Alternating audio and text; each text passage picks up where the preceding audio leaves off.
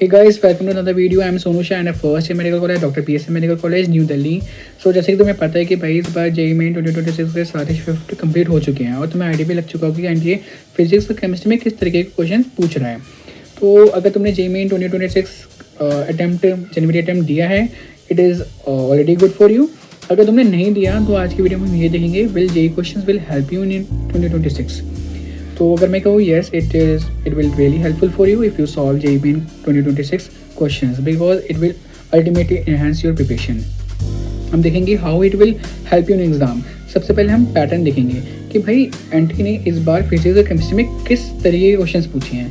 Physics में किस तरीके के क्वेश्चन पूछे हैं, केमिस्ट्री में किस तरीके के क्वेश्चन पूछे हैं। अब फिजिक्स में हमें देखने को मिला कि भाई इसने बहुत से चैप्टर्स को कंबाइन करके एक क्वेश्चन फ्रेम किया है। अब उसमें तुम्हें सारे कंसेप्ट पता होने चाहिए सभी चैप्टर्स के। अब वो टाइम भी लेगा, थिंकिंग प्रोसेस भी करेगा। तो इस तरीके के क्वेश्चंस हमें देखने को मिले हैं। अब पैटर्न पता चल जाएगा कि भाई नीट में भी ऐसे क्वेश्चंस आ सकते हैं। अब लेवल, अब तुमने नीट प्रिपरेशन के दौरान अपने लेवल को अच्छे से प्रिपरेशन किया होगा नीट 2025 को देखते हुए। तो अगर तुम यहाँ पे सारे क्वेश्चंस कर लोगे जनवरी अटैम्प्ट के फिजिक्स के, तो भाई वो तुम्हारे लिए बहुत बेनिफिट होगा। बिकॉज अगर तुम वो लेवल के क्वेश्चंस कर लोगे तो नीट में भी ऐसे क्वेश्चन से कम एक क्वेश्चन 2 to 3 मिनट्स में करने पड़ेंगे। वो 5 मिनट भी ले सकते थे एक क्वेश्चन में, बट वहाँ पे तुम नीट में ही क्वेश्चन आ गए ना तो पक्का तुम अच्छे से कर लोगे क्वेश्चन। और टाइम, भाई तुम्हें जेई मेन वालों को तो फिर पाओगे क्वेश्चन के लिए बिकॉज तुम्हें 45 क्वेश्चन करने पड़ेंगे। 45 क्वेश्चन को सॉल्व करने के लिए तुम्हें मैक्सिमम टू मैक्सिमम 2 मिनट्स देने पड़ेंगे एक क्वेश्चन को अच्छे से करने के लिए, तो विद करेक्ट। तो भाई यहाँ पे एक्यूरेसी और स्पीड तुम्हें यहाँ पे देना पड़ेगा विद इन 1 to 2 मिनट्स। और यहाँ पे एबिलिटी, अच्छे से प्रिपरेशन कर लिया। अब तुम पहली बार अटेम्प्ट करोगे ये क्वेश्चन जेई मेन के 2026 के, तो भाई तुम्हें पता चलेगा कि भाई हाँ ये मेरे फर्स्ट अटेम्प्ट में क्वेश्चन हो गए जेई मेन के। तो भाई अगर नीट में भी ऐसे टाइप के क्वेश्चन होंगे तो तुम्हें डर नहीं लगेगा कि मैंने हाँ जेई मेन के तो क्वेश्चन कर ही रखे थे, नीट में भी मेरे से वो क्वेश्चन अच्छे से हो जाएंगे। अगर हम एनालिसिस करें कि फिजिक्स में किस तरह के क्वेश्चन आए थे, भाई फिजिक्स में इस बार कंसेप्चुअल क्वेश्चन दिखे थे। कंसेप्चुअल क्वेश्चन वो का मतलब यही है कि तुम्हारे कंसेप्ट को चेक किया गया। अगर तुम्हारे कंसेप्ट बिल्ड है तो तुम वो क्वेश्चन अच्छे से कर पाओगे। अगर कंसेप्ट बिल्ड नहीं है तो वो क्वेश्चन तुमसे नहीं बनेंगे। और कुछ क्वेश्चंस इजी टू मॉडरेट थे। अब इजी टू मॉडरेट तो तुम्हें हर शिफ्ट में कोई क्वेश्चंस इजी दिखेंगे, मॉडरेट दिखेंगे, डिफिकल्ट दिखेंगे। तो वहाँ पे तुम्हें ये भी हेल्प मिलेगा कि तुम्हें सब टाइप के क्वेश्चंस मिलेंगे, easy to moderate, moderate to difficult. अब कैलकुलेटिव, कुछ क्वेश्चंस कैलकुलेटिव भी दिखेंगे। अब वो तुम्हारे प्रिपरेशन में बहुत हेल्प करेंगे बिकॉज वो तुम्हारे कैलकुलेशन एरर को मिनिमाइज करेंगे। क्वेश्चंस लेंदी भी थे। अब लेंदी उन्होंने कैसे बनाया, उन्होंने 2 चैप्टर्स को या 2 या 3 चैप्टर्स के कंसेप्ट को कंबाइन करके एक क्वेश्चन फ्रेम किया। अब वो हमने नीट 2025 में भी देखा था। तो तुम देख लो कि भाई नीट में भी आया, जेई में भी आया, तो इस बार भी प्रोबेबिलिटी है कि नीट 2026 में भी लेंदी क्वेश्चन ही वो दे। अब लेंदी क्वेश्चंस में भाई वो ऑप्शंस को लेंदी कर सकते हैं और क्वेश्चन को भी लेंदी कर सकते हैं। तो तुम्हारी रीडिंग कैपेबिलिटी भी बहुत अच्छी होनी चाहिए।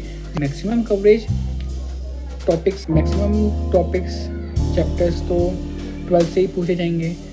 लाइक इलेक्ट्रोमैग्नेटिज्म जो कि बहुत इंपॉर्टेंट चैप्टर है, ऑप्टिक्स, मॉडर्न, ये जो चैप्टर्स है it is most important chapters जो कि तुम्हें करने पड़ेंगे। उसके बाद फिर 11th में मैकेनिक्स हो गए, थर्मो हो गए और फ्लूइड्स हो गए। ये तुम्हें चैप्टर्स अच्छे से कमांड रखने पड़ेंगे बिकॉज भाई नीट में मैकेनिक्स से बहुत क्वेश्चन पूछे जाते हैं।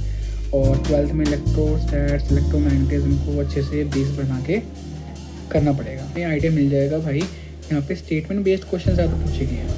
यहाँ पे लेंदी पेपर था, डिफ़िकल्ट भी थे, और यहाँ पे यूनिफॉर्म डिस्ट्रीब्यूशन ऑफ 4 चैप्टर्स, मतलब उन्होंने सभी चैप्टर्स से पूछे हैं क्वेश्चन कहीं ना कहीं से। अब यहाँ पे ओवरऑल बैलेंस पेपर बनाया गया था बिकॉज केमिस्ट्री का पेपर बड़ा अच्छा था।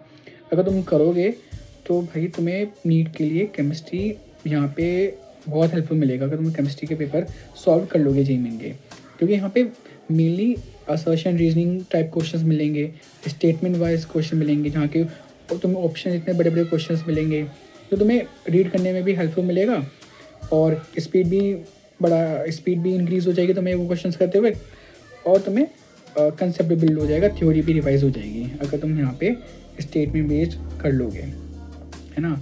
और थोड़े क्वेश्चंस डिफिकल्ट भी होंगे। अब मेजर क्वेश्चंस केमिस्ट्री में ऑर्गेनिक केमिस्ट्री और फिजिकल केमिस्ट्री से पूछे गए हैं। फिजिकल केमिस्ट्री तुम्हें अपने आप बिल्ड करनी पड़ेगी with concept calculations. Organic chemistry तुम्हें भाई रटना पड़ेगा। ऑर्गेनिक केमिस्ट्री में तुम्हें रटने पड़ेंगे रिएक्शंस, वहाँ पे रिएजेंट्स, तुम्हें वहाँ पे मिस्टेक नेग्लिजिबल करना पड़ेगा। और statement based from inorganic chemistry majorly. Inorganic chemistry में तो भाई मिनिमम चैप्टर्स ही हैं अब तो, है ना। तो इनऑर्गेनिक केमिस्ट्री तो तुम्हें सब डेली रटना पड़ेगा। तो अब जेईई मेन 2026 का इम्पैक्ट दिखेगा नीट 2026 में, डेफिनेटली दिखेगा। बिकॉज अगर एनडीए इस टाइप के क्वेश्चंस पूछा है तो भाई जेईई तो नीट में भी वो इस तरीके के क्वेश्चंस पूछ सकता है। अब फिजिक्स में तुम्हें क्या लास्टली फोकस करना है, फिजिक्स में तुम्हें कंसेप्ट पे फोकस करना है। अगर तुम्हारे कंसेप्ट अभी भी वीक हैं तो उसको वीडियोस लेक्चर के थ्रू उस कंसेप्ट को बिल्ड करो इन डेप्थ में।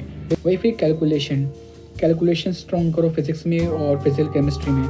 केमिस्ट्री तुम्हारी भाई एनसीईआरटी रट लो, एनसीईआरटी तुम्हारे टिप्स भी होनी चाहिए, और मोर गुड क्वेश्चन सॉल्व करो केमिस्ट्री में, बिकॉज केमिस्ट्री डिक्रीज मार्क्स वही करवाएगा, है ना। और तुम्हें अगर तुम जेईई मेन के क्वेश्चन सॉल्व करोगे केमिस्ट्री के तो तुम्हारे नीट में बहुत हेल्पफुल मिलेगा। अब तुम्हें सारे शिफ्ट पेपर सॉल्व करने पड़ेंगे।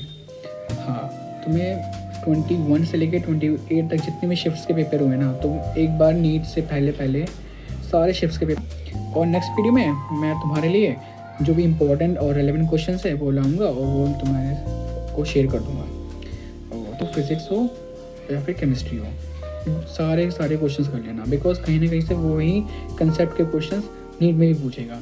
तो अल्टीमेटली तुम्हें सभी के सारे क्वेश्चंस करने पड़ेंगे अगर तुमने नहीं दिया है तो, है ना। Thank you so much for watching this video. Please like and subscribe.